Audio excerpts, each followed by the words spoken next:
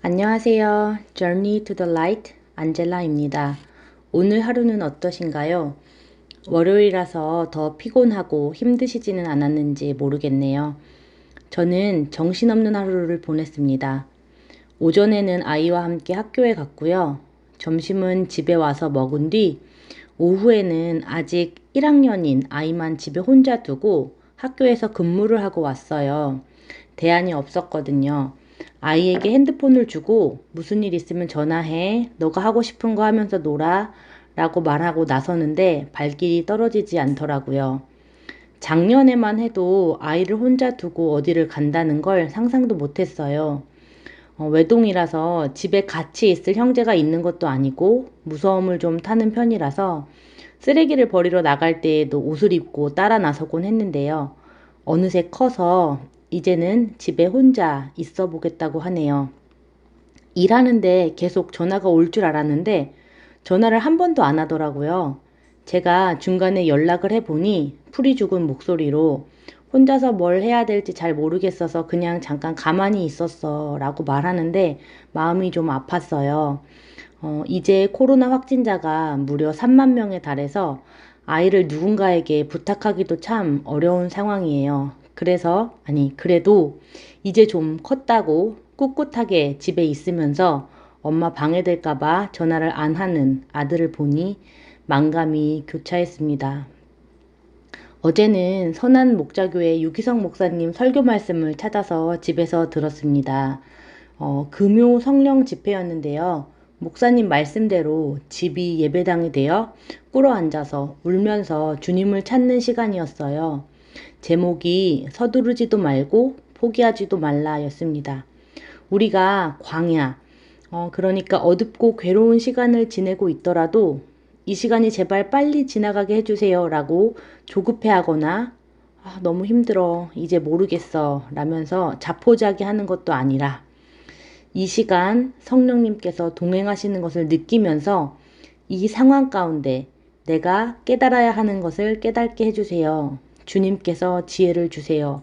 도와주세요. 라고 기도할 수 있어야 한다는 말씀이 마음에 남았습니다. 오늘 본문은 전쟁을 선택해라 라는 제목인데요. 제가 첫 문단을 읽어보겠습니다. 너의 매일매일의 삶은 무언가를 위해 또는 누군가와 치르는 전쟁이 될 것이다. 나는 너가 그 많은 전쟁들 중에서 싸울 가치가 있는 것을 위해서만 싸웠으면 좋겠다. 전쟁의 명분은 많고 너를 대적하는 것들도 많다. 게다가 사탄은 내가 너에게 준 사명에 집중하지 못하게 하려고 너를 잘못된 전쟁으로 유혹할 것이다. 정말 맞는 말 아닌가요? 삶은 전쟁터다. 삶은 전쟁터다. 또 시험이다. 삶은 쉽지 않은 것 같아요. 여러 가지 전쟁이 있을 수 있겠죠. 일터에서의 전쟁, 가정에서의 전쟁, 관계에서의 전쟁, 물질과의 전쟁, 내게 주어진 여러 가지 삶의 역할들을 잘 해내는 것도 전쟁일 수 있겠죠. 그런데 무엇보다 중요한 것은, 무엇보다 나를 크게 흔드는 것은 내 마음 안에서의 전쟁인 것 같습니다. 영적 전쟁이야말로 굉장하죠.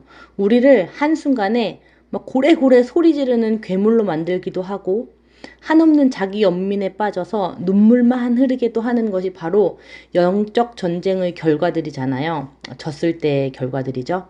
그런데 오늘 본문에서는 우리에게 전쟁을 구분해서 선택하라고 합니다. 저는 이 말을 굳이 싸우지 않아도 될 것들은 나의 전쟁으로 선택하지 않을 수 있어야 한다는 말이라고 해석을 했습니다. 싸울 가치가 있는 것을 위해서만 싸워야 한다.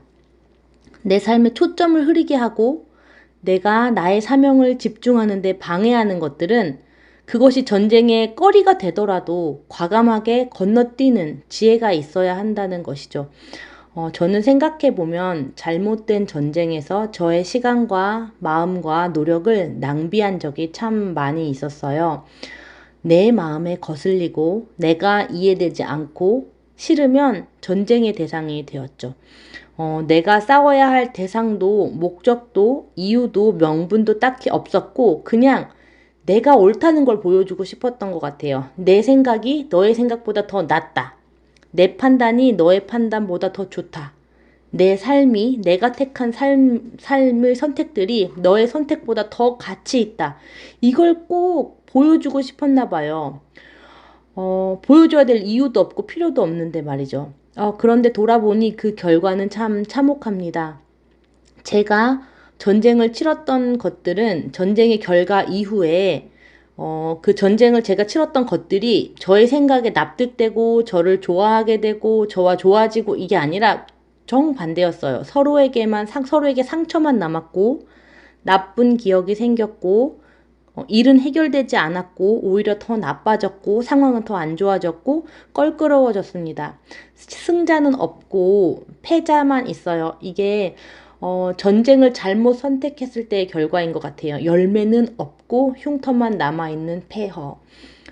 오늘 말씀 신명기 20장 4절에서는 주 너희의 하나님은 너희와 함께 싸움터에 나가서 너희의 대적을 치시고 너희에게 승리를 주시는 분이시다 라고 나옵니다.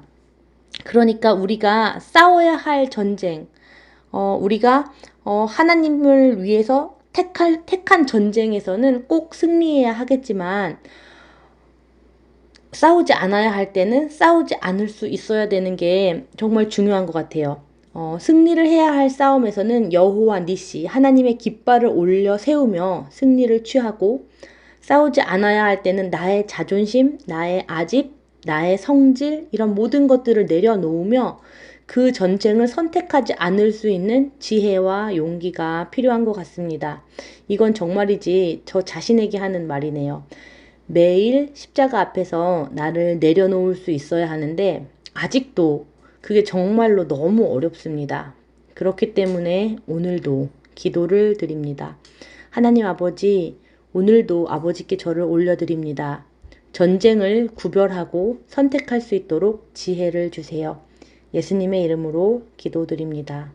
아멘. 오늘도 샬롬입니다.